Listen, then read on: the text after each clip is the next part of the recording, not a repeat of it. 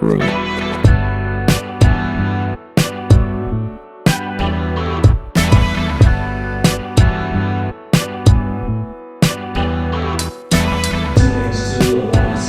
Here in the audience that are doing tremendous things. So when I think about I Am Rooted in this future, it's about continuing to bring community together, continuing to share information, knowledge, and all that stuff. So, I mean, I'll let you run down your history and all that stuff, so I'll leave anything out. But this is something that's amazing to me, amazing to many people in the community, and I'm excited to hear the story and learn a lot about you.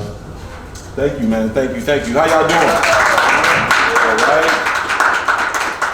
You know, I gotta begin by saying how proud I am of Dom and what he's been able to do, and what he's building, and what he's even attempting. Because he's doing things that people only complain about, right? And just putting yourself out there in general, putting yourself out there as a black person, putting yourself out there as a young black man, and doing it in the state of Arizona, we know is a task. Mm-hmm. And there are systems that have been in place for so long, the people enforcing those systems of obstacle don't even realize that's what they're doing anymore. That's how long we've been treated poorly here in the state of Arizona. Does that make sense? Mm-hmm. And I am beyond proud of you, bro. Thank you. A community isn't built by one person. And nothing grows without the community.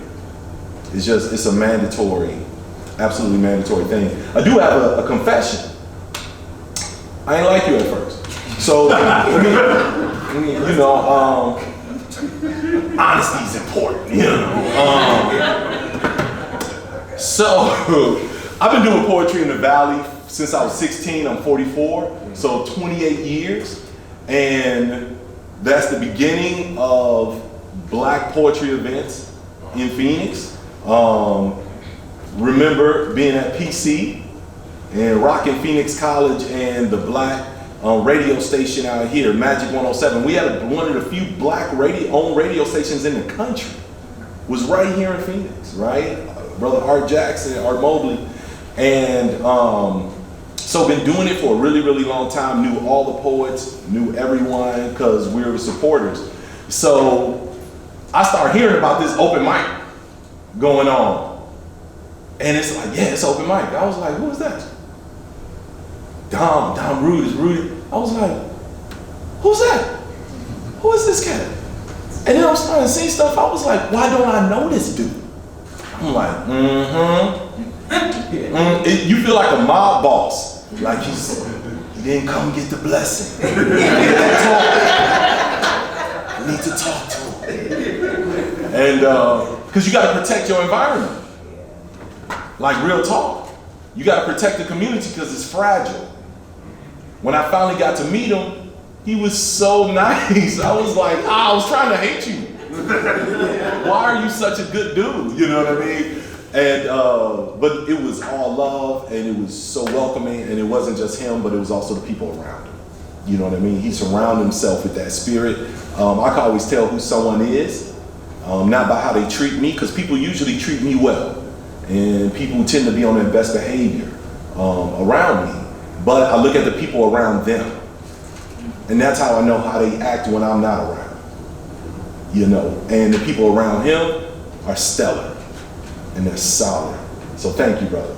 I know that was a long, you know, but I had to give you that, man. I'm really honored to be here. There was a boy, and this young man was playing in the backyard, and he saw a caterpillar. And he had learned what caterpillars do and what that process is, so he was really excited to witness it.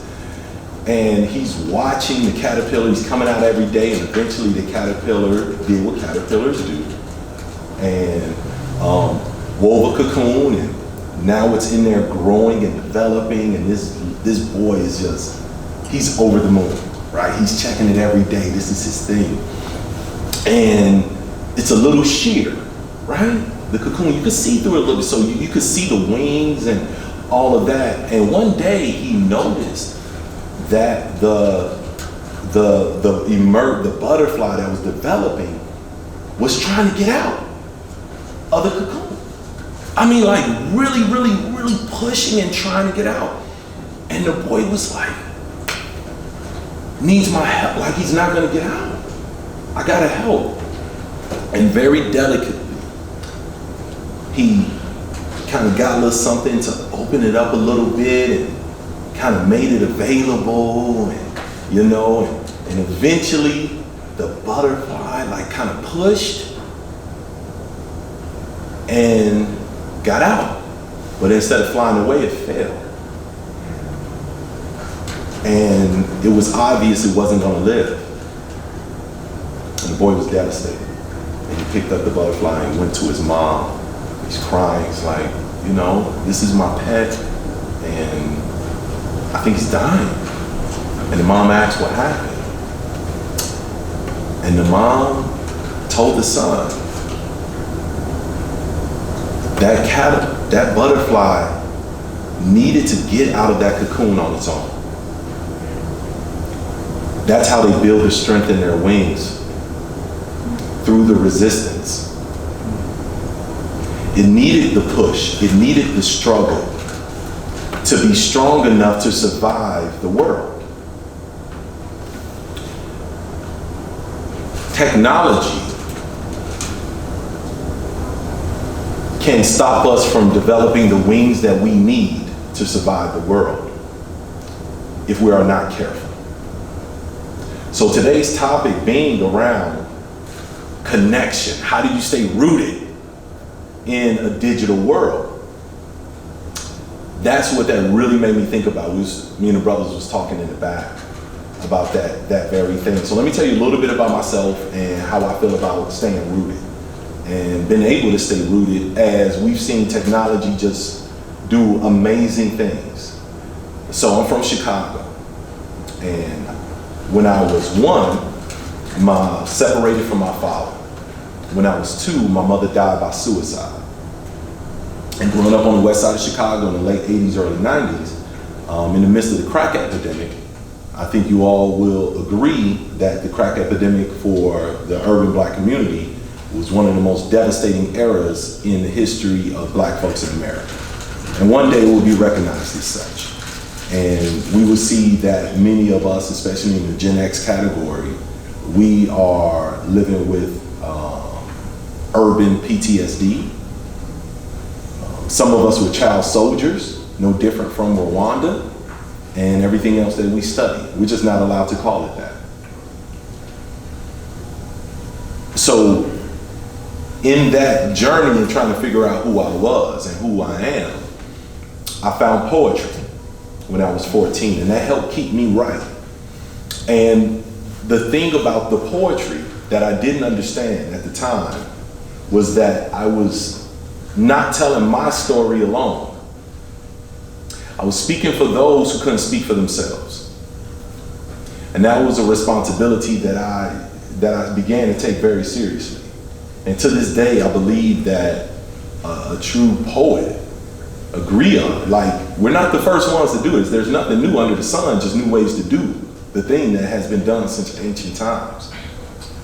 And to this day, I believe that our job is to bleed on stage so people could heal in the crowd.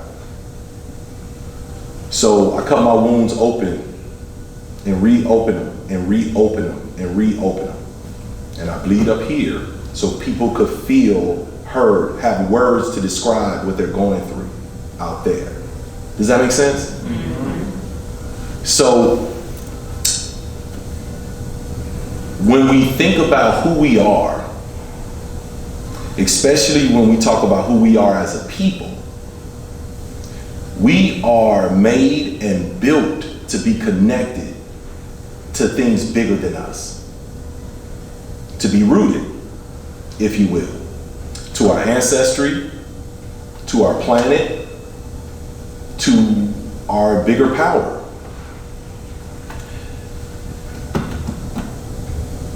The connection and the understanding what's important is mandatory for survival. We will be sold our subjugation through the mask of convenience. So when we talk about the digital world, what I want us to recognize, and these are the whys of the thing. You're gonna have workshops later that's gonna show you, give you more how to stay connected, right? But why should you care about being rooted these days? Because not being rooted looks fun. Not being rooted, you don't have to have the tough conversations when you're just texting. You don't have to answer for your belligerent comments when you're online. You don't have to learn empathy or develop the skills necessary to engage in the society that you want to benefit from when you're just on your screen. But you also don't get the benefits of a community. You also don't get a hug when someone dies. You also can't see the little spark of joy when you say the right thing to the right person. Hell, you don't even learn how to flirt right. You don't even know what to be like, damn, that's what you're saying to girls these days? Like, right. That's how you start the conversation?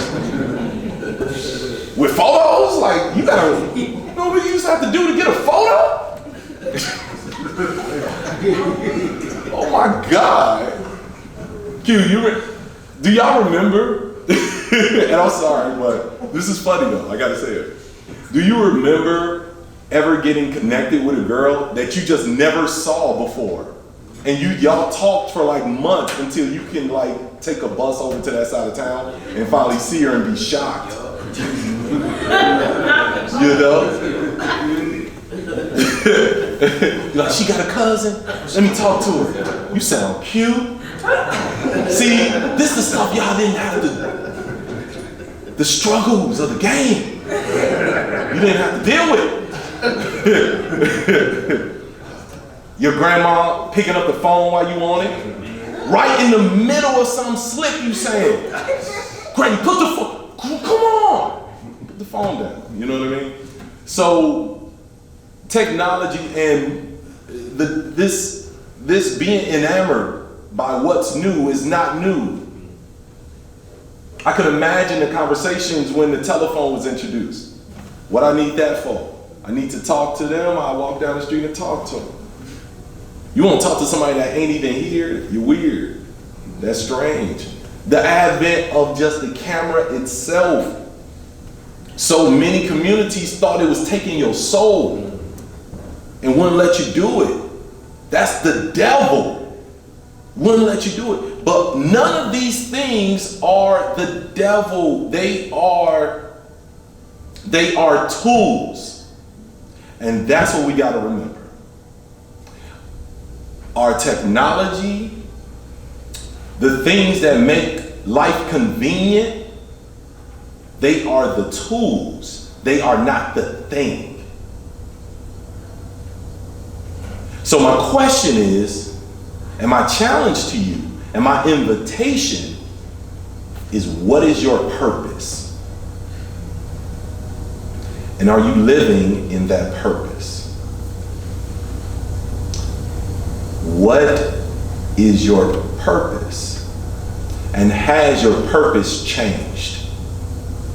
Because when you know what your purpose is, you realize that the tools we have are only there to get us closer to that purpose. Today is my son's 17th birthday. Thank you. He's my oldest child. I have a 13-year-old daughter. He's actually down the street. He's finishing up his first year here at ASU. He's over in the dorms, doing his thing, studying biomedical engineering. I'm real proud of him. And ever since I was a child, I knew my purpose was to be a father. One of the biggest purposes of my life. And my decisions from that moment have largely been around how to do that and how to do that better. When you know your focus, you don't get distracted by shiny things. You don't get distracted by people who don't have a purpose. Because people without a purpose love to distract you from yours. When you know what you're here to do, you look for better ways to do the thing that you're actually here to do. There is an ancient text. And I love telling stories, and I love reading and just referencing different texts. And whether you believe in the faith or not, we gotta admit, you could get lessons out of anything, right? So this is a story, a biblical story. The lesson is cold. I say that because every now and again, you got people that's so anti-religion, like you can't even tell a story from the Quran or the Bible or the Bhagavad Gita, and they're like, oh, that's religion. Dude, you're living by quotes from the Godfather, fam.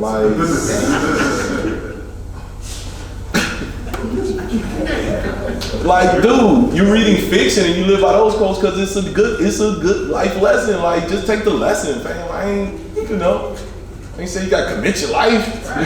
Calm down, dude. So they say in the Bible, Jesus got angry twice. One time was when they turned the church into a marketplace. And he was like, what you doing at my house? Like, yo, this is my dad's crib. Like, this ain't for that. He like lost it. Flipped tables, like fam went in. And I can understand that. That makes sense.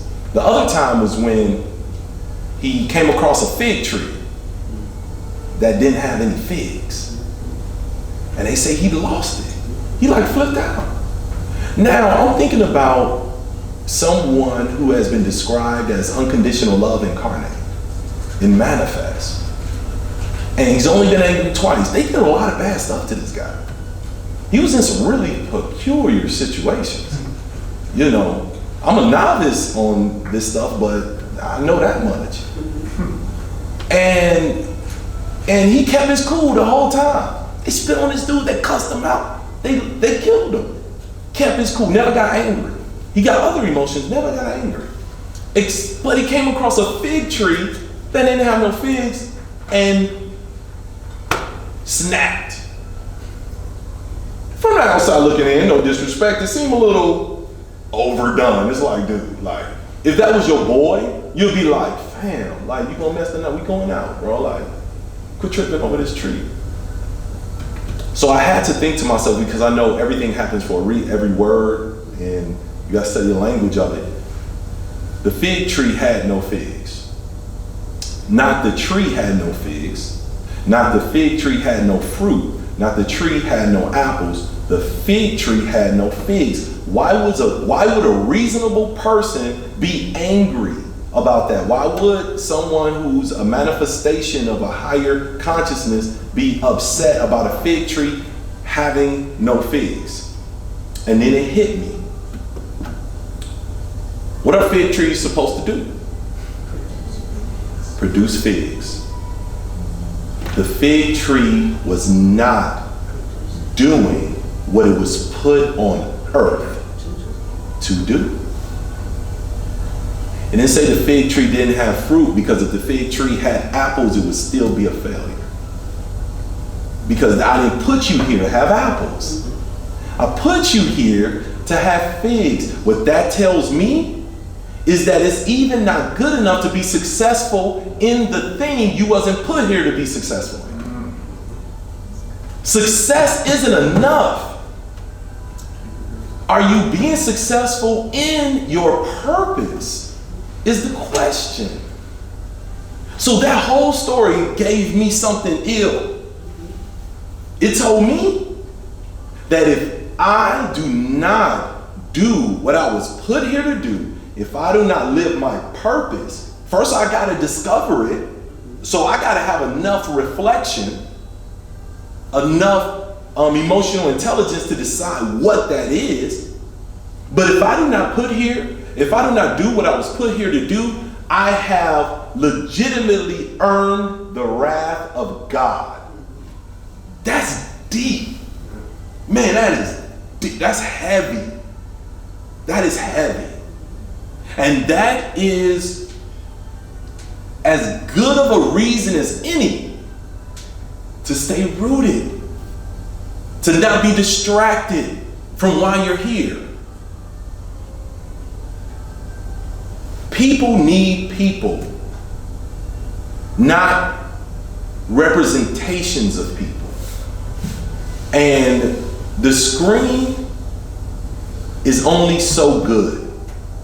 Email can only communicate so much. How many of you ever had a misunderstanding via text or email? How many of you were courageous enough to just call and be like, look, I don't know, I'm gonna assume that you just left out a comma somewhere. Maybe it was a miss. Autocorrect be starting fights. I get it. Because the problem with only technical communication is that it gives you the overriding concept, but not the nuances. I need to see your face. I need to hear your tone. I need to see your eyes dark when you say that part. I need my unconscious to read the micro expressions of your unconscious so I can have a gut feeling. When you're not right there, we're only using our conscious to communicate and connect. And guess what? Your conscious is the smallest part. The smallest of the three of your consciousness. The conscious is what you know that you're saying right in this moment. That subconscious is when I bring it up, you can pull it out, the file, and talk about that too. But your unconscious is where the wisdom is. That's where the bulk of your information is. Everything you've seen, taken in, the things you didn't even know you took in, is in the unconscious. So the unconscious is seeing things right now. It's seeing so much and identifying so much, but it's only allowing you to recognize what you need to recognize right now, or else the amount of information that'll flood to drive you insane. But don't think you're not getting the information. That's why you have feelings about things, but you can't explain it, but you were right. Because the unconscious has so much information, and it read the environment, and it was like, you should go home. You should. How many of you was ever somewhere and was like, I think it's time to go. Something feel weird. And when don't you hate when somebody's like, what? I don't know. But I'm leaving. I don't know. It's a feeling. Oh, you can't explain. Stay. Tell me what happens. I'm out. And you leave and you hear, oh, it went down. Because we express things we don't know that we're even expressing. And we're understanding it in ways we don't know we're understanding it. And if we're not here doing it, because people are good actors. They're very good. Very, very, very good. And that's the best chance we have of understanding each other. So, I started an event called HomeBased Poetry about 13 years ago. It was blessed to grow to be one of the biggest open mics in the country. And it was moments where we were the biggest open mic in the country. black event in Phoenix. Like, I don't know if y'all digesting this, right? Like, is this hitting you? So there wasn't even an open mic in Chicago at Moments that was bigger than the one in Phoenix. In Atlanta, New York, Cali, that was larger than what we did in Phoenix, right? And people are like, how you do it? How'd you build it and all of that? Because it was about being connected. People didn't come for the features. That was a gift. The features was icing on the, I get to be connected with people. Cake. And that's why it was time to bring it back after COVID. If COVID and being isolated taught us nothing, it taught us that our computers aren't enough. You have children right now that have been changed for years. You have individuals who are still struggling with the mental health repercussions of a lack of interaction. They had Zoom, they had Instagram, but those aren't real people. Those aren't real, those aren't complete individuals. Instagram is 10% of us at best. At best. And it's the 10% I want you to see. I get to select the 10% you get. I get to select the parts of me you get to see, but not what got me there, not the repercussions after the fact, not. See, if I'm standing here and you're walking up the aisle and you trip, I saw you trip. Like, bro, that was a really imperfect walk. You did not do that on purpose. It was kind of funny. I saw it happen. I saw the mistake. But when you put it on Instagram, you're going to edit that part. You're going to start it right after the trip. It's going to look like you fell on the... You glided. You ain't glide, bro. You was recovering. You know what I'm saying? So, being able to not fall into the complacency of that piece is important. How do we stay rooted? How do we connect? How do we stay rooted? Number one, care. You gotta care. And it's possible to not care. If you are, or you know people who say frequently, I don't like people, remind them that they're people. Black people get on my nerves.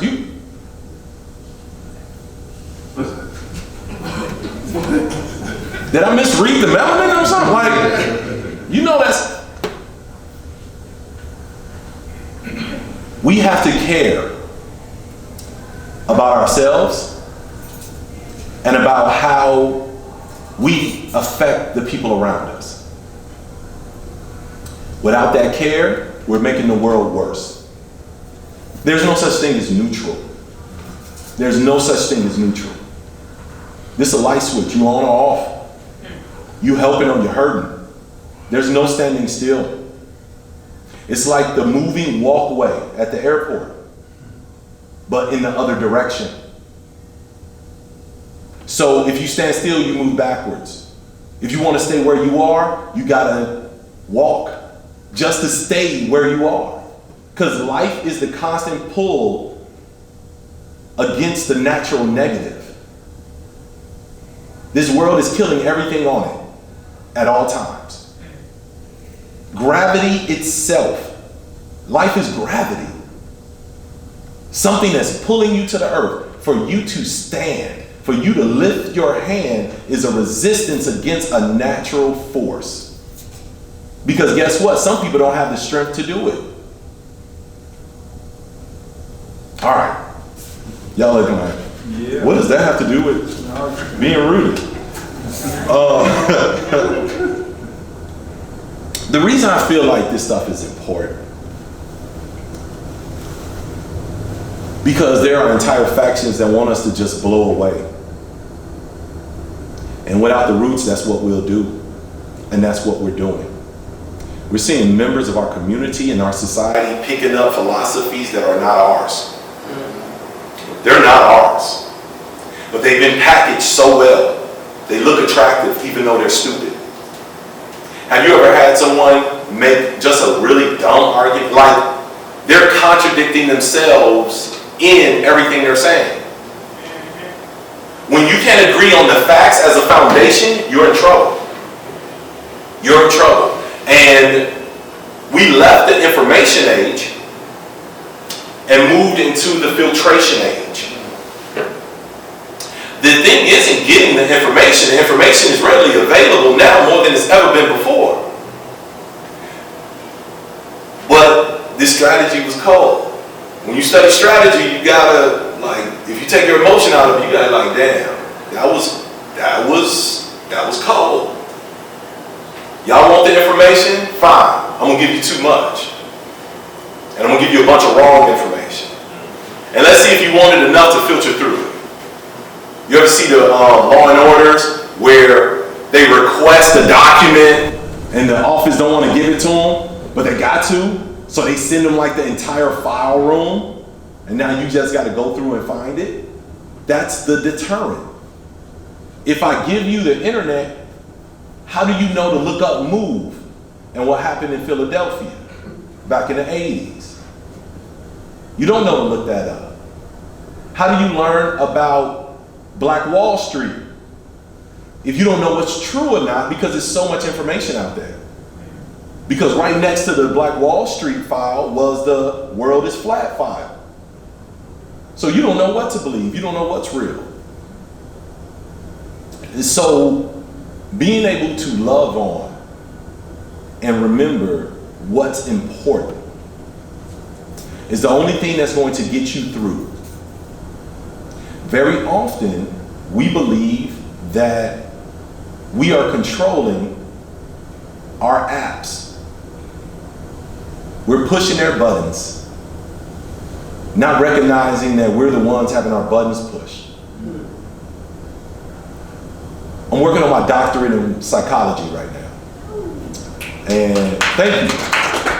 No, for real, no, please. Man, this thing trying to kill me. Oh my God. I went back to school after 20 years and that's what I want to do. So, but in understanding better how the mind works, how many of you ever saw the Mac with Goldie and, you know? If you haven't seen it, if you haven't listened to any Snoop songs, then that's who they're quoting. You know, stick yourself, Tony. You know what I mean? You know the name of the game, right? It's a classic. You got to check it out. Oh, it's horrible. Like, oh my God, it'll be totally canceled right now. But you still got to watch it. So, in the Mac, they had a moment where he was brainwashing. And if you think of old shows where they're brainwashing someone, how did they do that? Like, what did that look like when you saw TV shows where they're brainwashing someone? It would be a series of torture followed by love, or long periods of isolation, followed by the one person that wants to have influence being the only person who comes into you and giving you repetitive messages. Very good. And the one thing that you said is the repetitive message, right? So put you in a state of isolation, treat you bad, then give you a little love. Right? That's an abusive relationship, right? What else? There was something else they used to do in these shows when they were trying to, and you gestured to it. Contraption. Right? So the contraption, what is the contraption doing? Showing pictures or videos, like how they get on Undercover Brother. Exactly, showing you pictures, showing you videos. Is it a documentary? Nah, snippets a different thing. Program.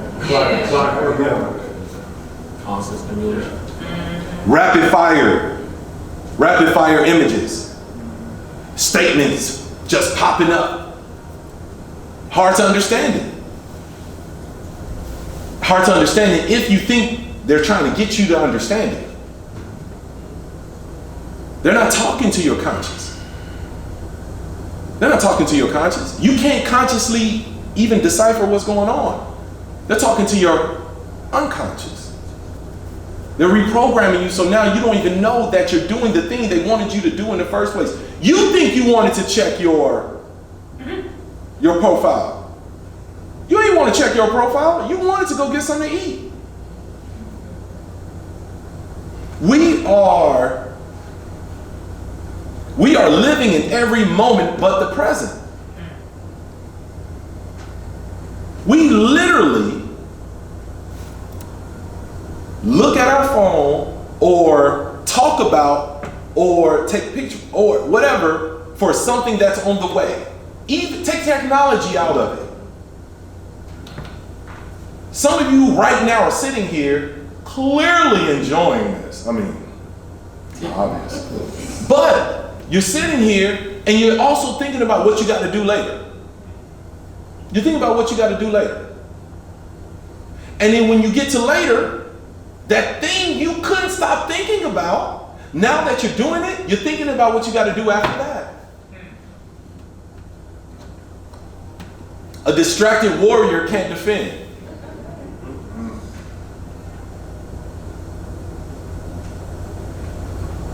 We used to say back in the day, yo man, you know they're gonna put microchips in your hand, right? That's how they're gonna follow you, man. Look, I'm telling you, it's gonna go down. Like, we was like, yo, this is happening. You know what I mean? And then when Obama was running, I heard them saying, they're gonna put put the microchips in you, fam. I'm like, okay, all right. And then I heard about the most recently I heard it was from someone who was saying the vaccine had nanobots so they could follow you. First, allow me to say, you ain't doing nothing. Like, you don't do nothing. Like, literally, you don't even want to be at your job. Why do they even care that you're at your job? Like, you're not a threat to any. No one, this is not scandal. No one's out to get you. No one is conspiring against you as an individual. Your group, absolutely. But you, absolutely not. But they just put nanites in a vaccine so they could follow you? They're gonna put the microchip in your hand? You fell for the okie doke. They been put the microchip in your hand. And you bought it. You literally paid $1,000 to be connected. But you don't even know who you got connected to. It's deep. It's heavy. It's heavy.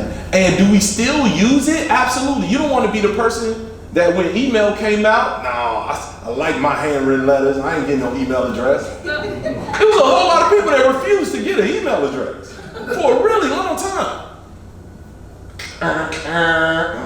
It wasn't convenient. It was annoying, right? It was all these things. So you don't want to be that person, but you also don't want to be the person that can only speak through email. You don't want to be the person, when the lights go out, who are you? When the electricity is off, who are you? When you got no Wi-Fi, who are you? And if you don't know who you are, then you don't know how you should be treated. And if you don't know how you should be treated, you can't show anybody else how to treat you. And if they don't know how to treat you, you don't know how you should be treated, you have no standards. And you're wondering why you're unhappy. How can you be happy if you don't know what makes you happy? All you know is what it seems like should make you happy. There are miserable rich people. Everything you want, somebody got it and hate their life. They hate their life. So they just spin, spin, and spin. These bastard billionaires then made ships to go to the moon because there was nothing to make them happy on the planet.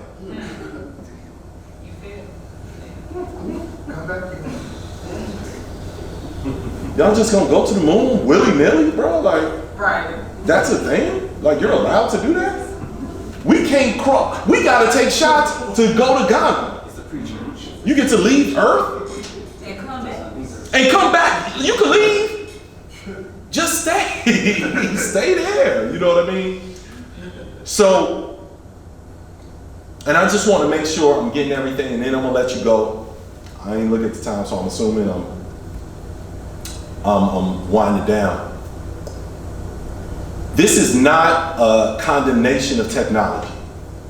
I believe in technology. You have to move forward, or you will get left behind. We have to understand these things.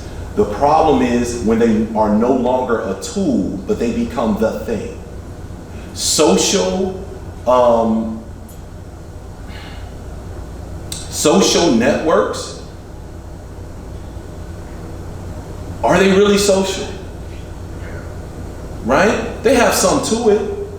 I want to give you the example of high tech versus high touch. And if I leave you with this, I think we'll be good. Everything is either high tech or high touch. I promise you, these jokes don't come across nearly as good over Zoom.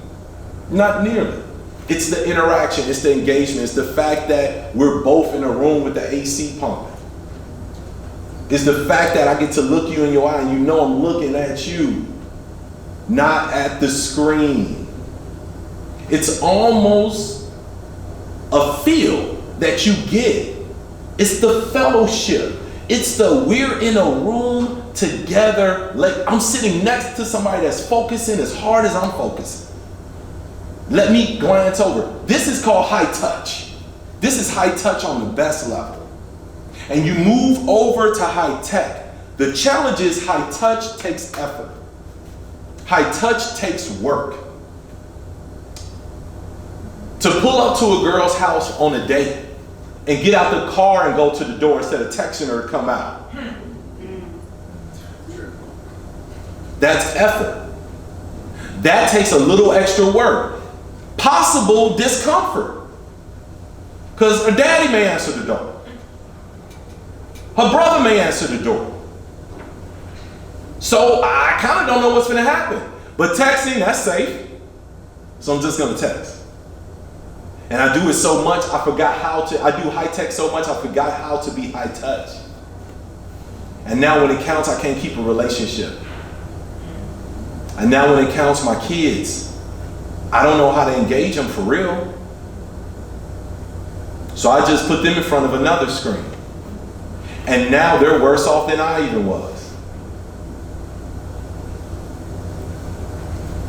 The high touch movement allows people to feel a part. That's what Dom has done. That's what Cosmic has done. That's what Chris has done.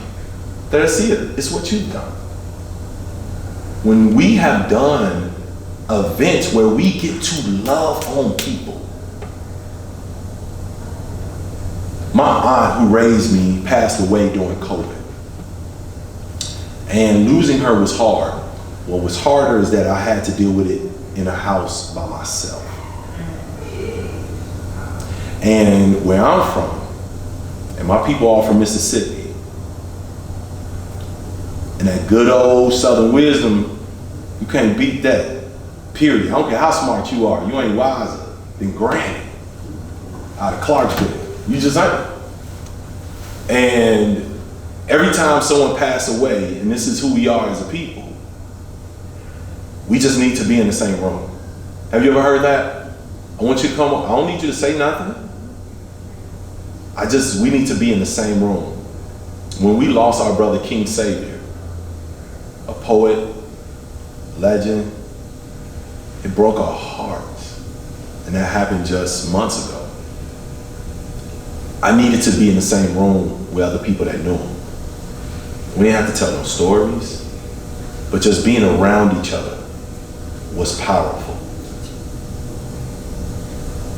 When God made the world, He didn't email it.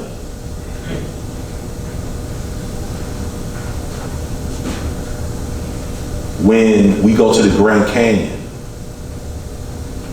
that feeling of your place on the planet is not something you can get through a post. Some things cannot be duplicated. You were put here for a purpose. And if you find yourself being high tech way too much, I invite you to get real high touch. Where I'm anxious, of course you are. You don't do this. It's like Neo, like Morpheus. My eyes hurt. You've never used them before.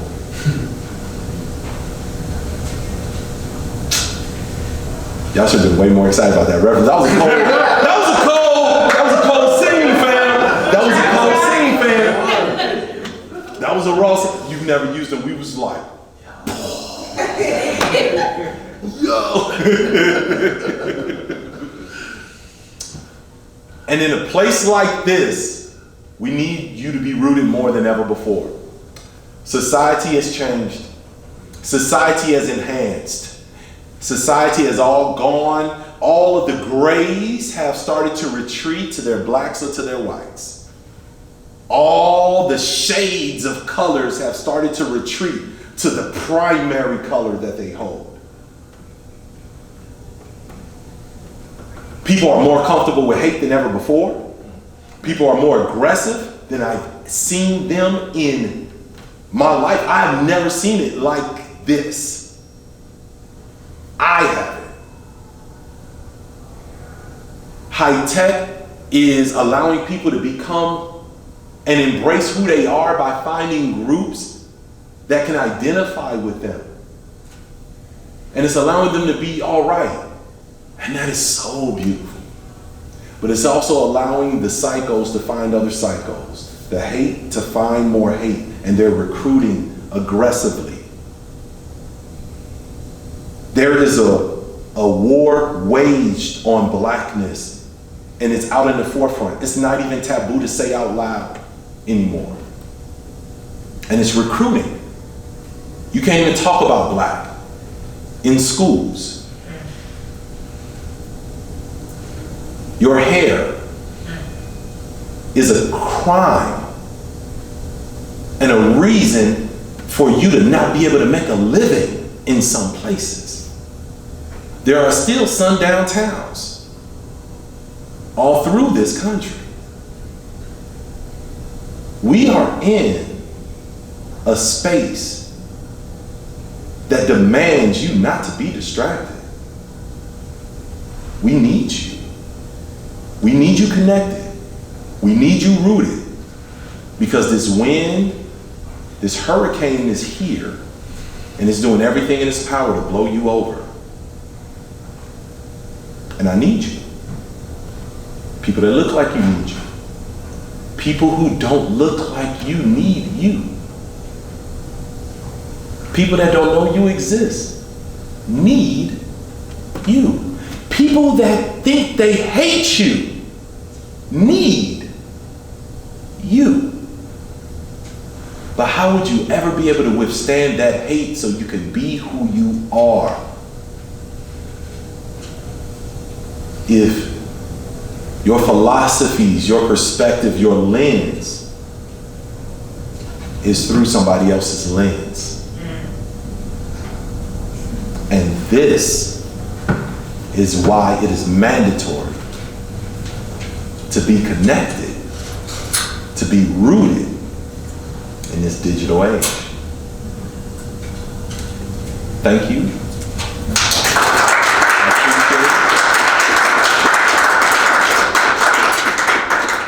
I'm not sure what you would like. Let me turn it over to you. Yeah, so unless anybody had any particular questions for HB about I wasn't what sure. he said or his journey, feel free to throw them out now. And then if not, we can transition to the next section. Excellent. Any questions, any comments on anything that the many all over the place things that I shared, right? ADHD, you know what I'm saying? First of all, absolutely phenomenal. Thank you. And I feel like I should have known you a long time ago. I've been connected to Donald for a long time, but never really understood. Nice to meet you. What's your name? Yes. So I'm Christy. Nice to meet you. So when you said doc student, I was like, I know it, I understand it, I'm in it, and I feel you. and we're gonna do this together. Yeah. I wanted to understand more about why you chose psychology, because being an artist, I'm sure that you have seen a lot of emotion, a lot of mental stability and instability in your journey, and why you felt psychology was the move to connect back to maybe art, maybe yourself and other people, being connected, the whole kind of well-rounded segment. So I'm just curious. Yeah, no, I appreciate that. Yeah, thank you. So psychology has always been an interest, understanding people. It's something I feel gifted in. Over the years, being able to take a whole crowd, 300 folks, and get them all in alignment, and being able to read the people, right? Walk through the crowd, shaking hands, kissing babies, and being like, "Are you okay?" And they're like, "Dude, get out my soul." Like, so, you know, leave me alone. Like, So there's an intuition there that I wanted to feed. So often you want to take what you're good at and become great at it and become undeniable. And that's always been my thing. Become undeniable and then irreplaceable. If those are your two goals, you'll be okay. I don't even want you to have a good argument as to why not me. When the explosion happens and you see me here or you see me there, I want you, even if you don't care for me, I want you to look at somebody and be like, makes sense. I'm not surprised, that's H. Yeah, he was on HBO. Yeah, I expect it. It's dope, but right, not shocked. So having a mother who died by suicide at a time where the Black community wasn't talking about suicide at all, and it wasn't even in the way that women were traditionally thought of to die by suicide, right? It was fairly violent. So living with that my whole life has always had me in my head. And I think that's why I understand people like I do, because I've been trying to understand myself, my own urges, my own challenges, my own self-deprecation, my own desire to not be here, my own, all of that, right? So trying to understand all of that, I've always been in this direction. I dropped out of school 3 times, once in high school, twice in grad school, right? So I failed every poetry class I've ever taken. Every poetry class has failed for the most part, right? Because I wasn't what they consider traditional poetry or what have you. They just didn't have a respect for spoken word. You know what I mean? And I could have changed. And then I realized, I don't need your degree to say I'm a dope poet. So didn't want to do that. I've been coaching and working with people for so long. I went into coaching psychology for my master's. And now I'm in performance psychology. So it was the perfect combination. So working with people to help them get through the mental hurdles of performance anxiety, stage fright, how to get things off their mind so they can perform.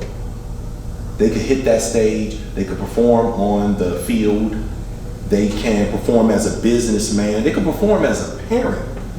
Because you gotta tuck stuff sometimes, because you're irresponsible if you put an adult's problems on a child's conscious. You're irresponsible and you're lazy. And you're lazy. And we need to really say these things aloud so those that don't know can know. Well, I want them to understand that life is gonna be hard. You ain't gotta teach them life hard. Life is gonna teach them life hard. You gotta teach them that there's always gonna be a soft place to land from the hard. They don't need you. That's like saying, we 2 slaves, I whooped them because they need to know that the master gonna whip them. What? It's ridiculous. So that's why I got into psychology, though. Yeah, that's why I got into psychology. Thank you. First of all, brother, thank you for your transparency, man. Even in that response right there. Yes, sir. And I think as you kind of shared is that oftentimes the revelation of truth is obviously what's masked by this. And I mean, there's a million things I want to ask. Hopefully I can have a time where I can set up and have like a one-on-one. I'll be pleasure. It'll be a pleasure. But considering that the world that we live in almost forces you in order to even be acknowledged, that if you don't use the systems that exist, how do you share in your experience, how do you keep a balance where you don't cross over so much where this rules your life opposed to your truth. Yeah, without a doubt, man, without a doubt. And you are forced into it. So I'm gonna tell you what pisses me off about phones. Because I hate feeling hustle. I hate feeling hustle. So I buy a phone, phones cost like legit like 700, 800 bucks. So now I'm paying on it like a car. So I got a phone, I got insurance though. I got insurance. I pay for the insurance every month. The phone breaks. I want to use my insurance, I gotta drop $150 to use the insurance. But $150 is like 20% of the cost of the whole phone. That's like if I get in a car wreck with my, you know what I mean, $50,000 car, I need to go ahead and pay $10,000 to use the insurance. Like the math don't add up. And I'm like, you hustling me, man. Why I gotta give you $150? So it pissed me off so bad, I got a flip phone. I went to Walmart, paid $12 some, got a flip phone, and I was like, this works. Because the funny thing about these things, they're really good at doing everything but talking. The talking part be the worst part of these goddamn things. And people always want to brag, man, the camera on this one, you're not a photographer. So, man, but the camera, you taking pictures of your food, fam, like you don't even like all the nuances of your eggs. You know what I'm saying? It's so, oh man, it's strong enough to, you know, take somebody stronger than a computer that took people to the moon. And you use it to forget how to read a map. You use it to forget what's north. Think about this. Zombie apocalypse, we're dead. It's a wrap. We're all gone. We done forgot how to do everything. How many of you don't even remember numbers no more? Phone numbers? I used to have an entire list of numbers in my head. And used to remember them fast. You know what I mean? Now, not the case. So, I got the flip phone. My company, and I loved it. Oh my God. It was so nice. It was like, I'm gonna text you. I was like, hey, just to let you know, to write a D, I gotta hit three times.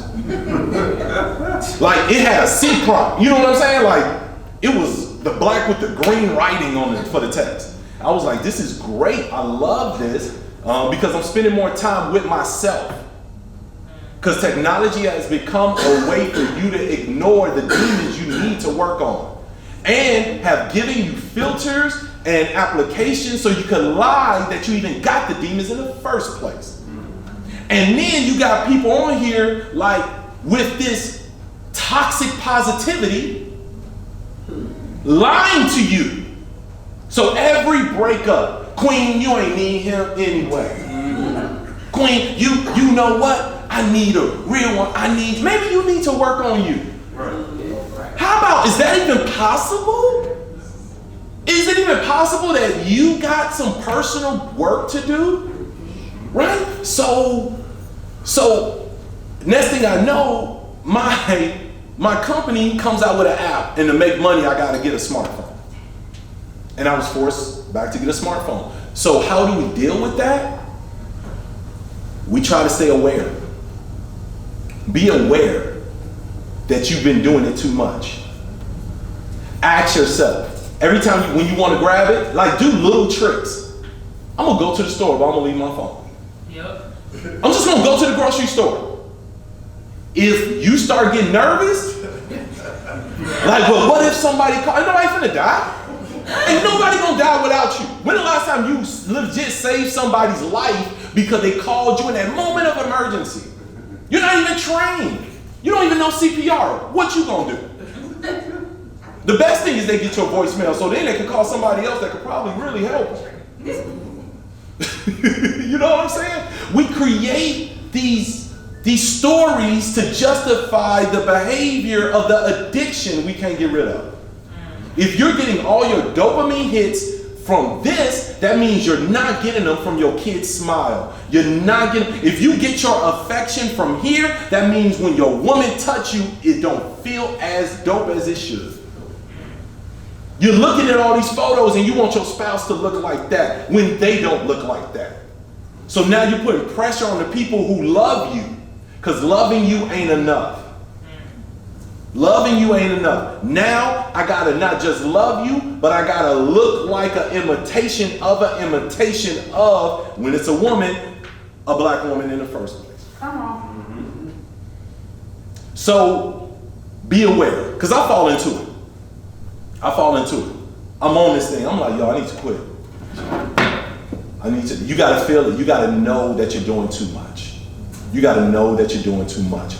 If you're talking to somebody, try to be as connected as you can. When you're here, be here. Be here. Now, if I say something that causes you to go off on a mental tangent, contemplation, that's a beautiful thing. You ain't got to hear the next 10 minutes because you're processing and putting it through that. That's different. But you are wise enough and smart enough to know, let me reel it in a little bit and just enjoy. Let me go outside and really recognize how beautiful this Arizona sky is. Like I don't live here. The fact that I drive up the 51 and see mountains every day, that's a beautiful thing. So I would say awareness. I would say some discipline. I would say take time every day that you do disconnect. That you use text or the phone even to set up a time to actually connect. I call my brother, right? Just to check on him. Peace, bro. Ain't talked to you in a while. How you doing? You know, I'm just loving on my mans. Partially because I know the mental health of black people right now is horrific. It's horrific. The suicide rate is up drastically and it's terrifying.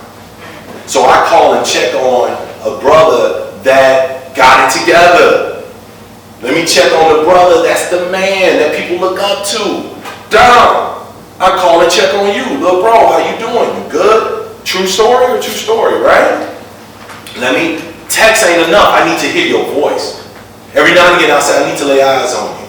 That's how my granny used to say, I need to lay eyes on you. You need to come see me. And then I'm gonna stop here. You know, clearly I like talking. So, but I go to see my matriarch. I've been struggling. Nobody knew I've been struggling. I see my matriarch. My matriarch is like 93. Auntie Mona. So I go see Auntie Mona Branch. And I get there and I'm just loving on folks. And I'm just leaning over, you know, just to counter, connecting. And she just put her hand on my shoulder. She ain't say nothing. Man, I'm like,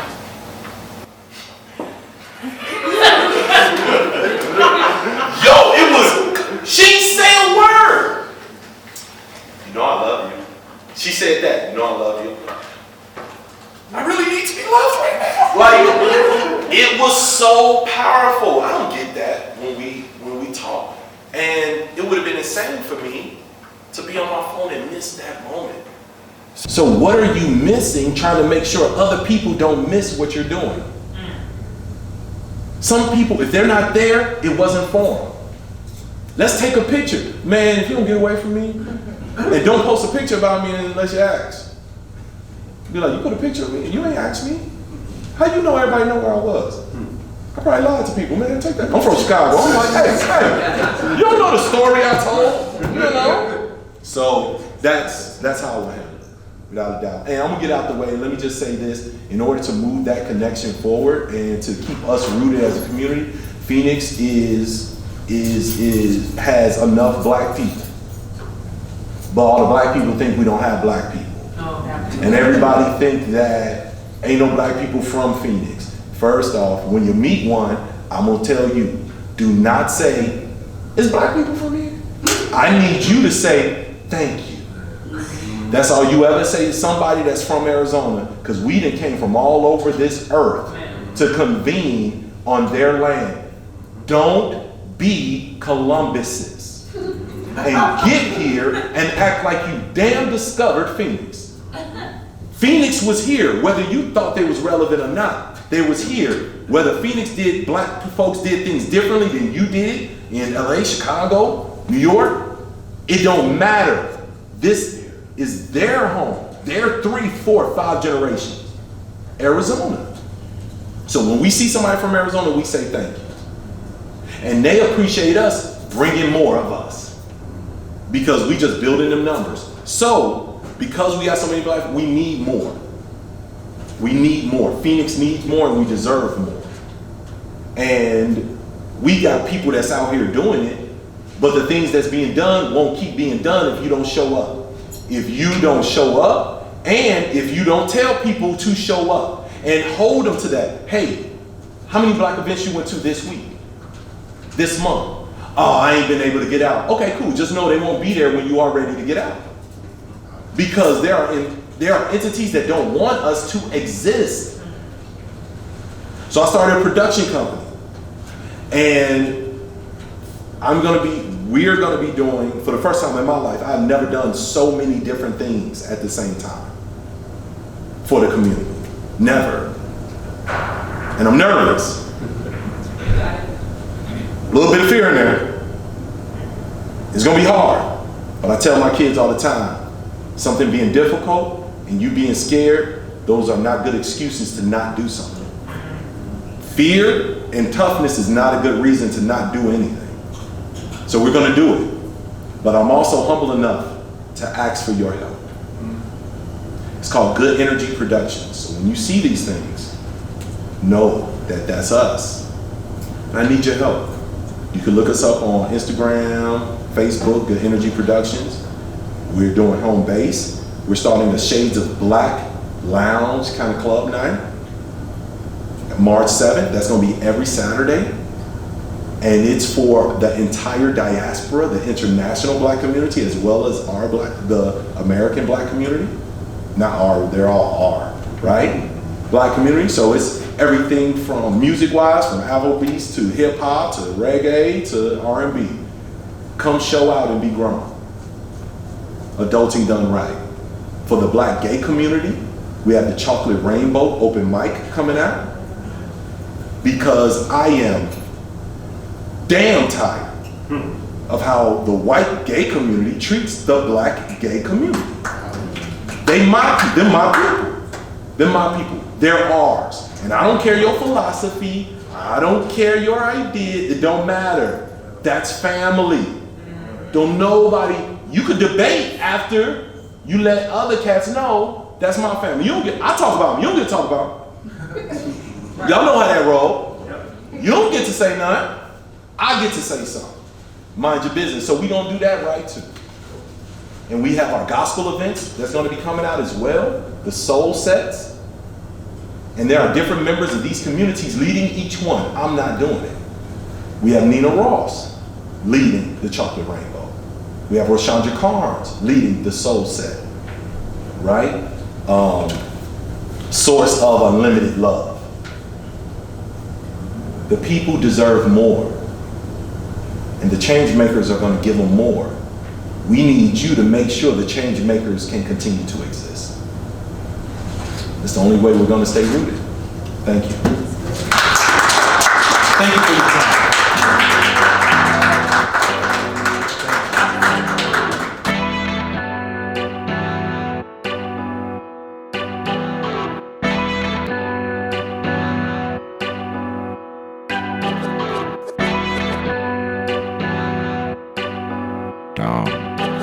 Really.